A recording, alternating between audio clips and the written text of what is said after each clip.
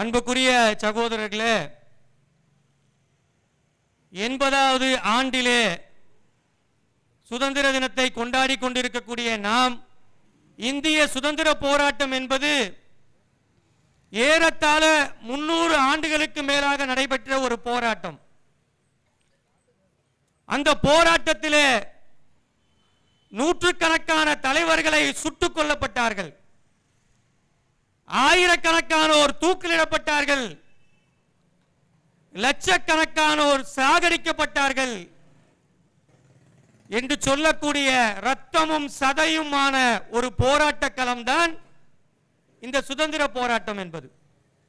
அதே போல போராட்டங்கள் என்பது நாம் நினைப்பதை போல ஏறத்தாழ 100-150 ஆண்டு காலமாக வெள்ளையனே வெளியேறு போராட்டம், உப்பு சத்தியாகிரக போராட்டம், வரிகோடா போராட்டம், கதராடை அணியக்கூடிய போராட்டங்கள் என்று ஏராளமான போராட்டங்களை இந்திய மக்கள் இந்த வெள்ளையர்களுக்கு எதிராக நடத்தினார்கள். இப்படி எண்ணற்ற போராட்டங்கள், ஏராளமான உயிர் பலிகளுக்கு மத்தியிலே உருவாக்கப்பட்டதுதான் இந்த சுதந்திர நாள் என்பதை நாம் எல்லாம் இந்த நாளிலே நினைவு கூற வேண்டும். அதே போல நமக்கு இந்த சுதந்திரத்தை பெற்றுத்தந்த தலைவர்களை நன்றியோடு நினைவு கூற வேண்டும். நமக்கெல்லாம் தெரியும், 1600 காலகட்டத்தில் வெள்ளைக்காரன் இந்தியாவிற்கு வருகிறான். ஏறத்தாழ 200 ஆண்டு காலமாக பல போர்கள் நடக்குது. பிளாசி போர் நடக்குது, மீரட் போர் நடக்குது, வேலூரிலே போர் நடத்தப்படுது என்று சொல்லி ஏராளமான போர்கள் நடத்தப்படுது.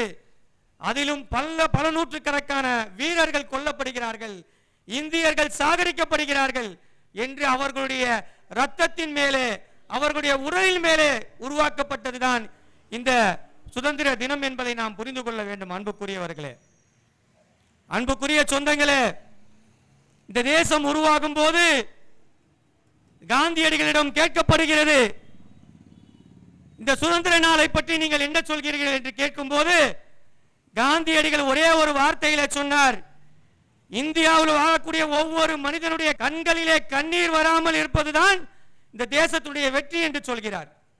அடுத்து அதே பிபிசி நிறுவனம் காந்தியடிகளிடம் திரும்பவும் கேட்கிறது, நீங்கள் தேசப்பற்று என்று சொன்னால் எதை சொல்வீர்கள் என்று கேட்கும் போது அவர் சொல்கிறார், தேசப்பற்றுக்கும் மனிதநேயத்துக்கும் வேறுபாடு இல்லை, தேசப்பற்றும் மனிதநேயமும் ஒன்றுதான், மனிதநேயம் உள்ள எல்லாரும் தேசப்பட்டாளன் தான் என்று சொல்கிறார்.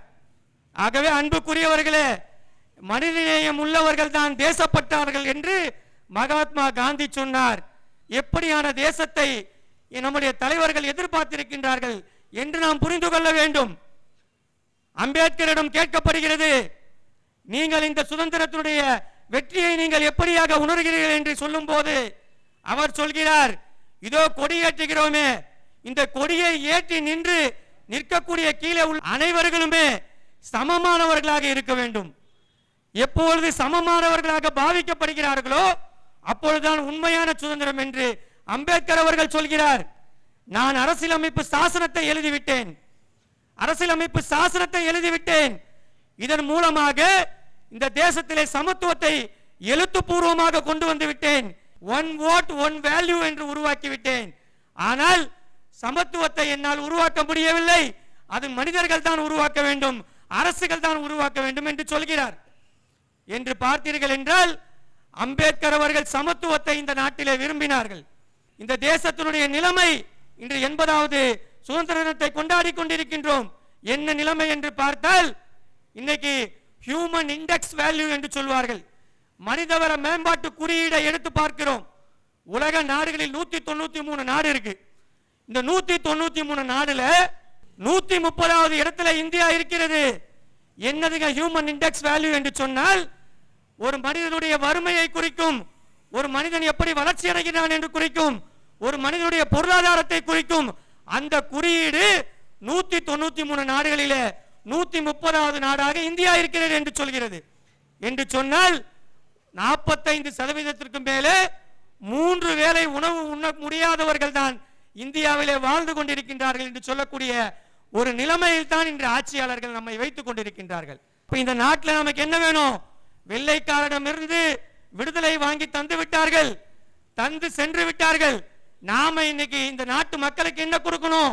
பசி இல்லாத இந்தியாவை கொடுக்கணும், பயம் இல்லாத இந்தியாவை கொடுக்கணும், சமத்துவமான இந்தியாவை கொடுக்கணும், சமூக நீதிக்கான இந்தியாவை கொடுக்கணும், அனைவருக்குமான இந்தியாவை கொடுக்க வேண்டிய நேரத்தில் தான் நாம் இன்று பேசிக் கொண்டிருக்கின்றோம் அன்பானவர்களே. அப்ப ஏழைகளே இல்லாத ஒரு இந்தியாவை உருவாக்க வேண்டும், முன்னோர்கள் கனவு இந்தியாவை உருவாக்க வேண்டும் என்று நாம் தினம் தினம் இதற்காக வேலை செய்து கொண்டிருக்கின்றோம் அன்புக்குரிய சகோதரர்களே. இன்றைக்கு சோசியல் டெமோக்ராட்டிக் பார்ட்டி ஆஃப் இந்தியாவும் அந்த நோக்கத்தை நோக்கித்தான் இன்று கட்சியை வழிநடத்தி கொண்டிருக்கின்றது என்பதை நாம் தெளிவாக புரிந்து கொள்ள வேண்டும். எஸ்டிபிஐ கட்சியுடைய முழக்கமாக இருக்கக்கூடிய பசி இல்லாத இந்தியா, பயம் இல்லாத இந்தியா என்பதுதான் நம்முடைய முன்னோர்கள் கனவு கண்ட அந்த தேசம். அந்த தேசத்தை உருவாக்குவதற்காக ஒவ்வொரு எஸ்டிபிஐ கட்சியினுடைய தொண்டரும் தோழனும் இந்த தேசத்திலே ஒருமைப்பாட்டை உருவாக்குவான், ஜனநாயகத்தை உருவாக்குவான், மதச்சார்பற்ற இந்தியாவை உருவாக்குவான் என்று சொல்லி இந்த நன்னாளிலே ஒவ்வொரு இந்தியருக்கும் நல்வாழ்த்துக்களை தெரிவித்துக் கொண்டு என்னுடைய வார்த்தைகளை நான் நிறைவு செய்கின்றேன். நன்றி.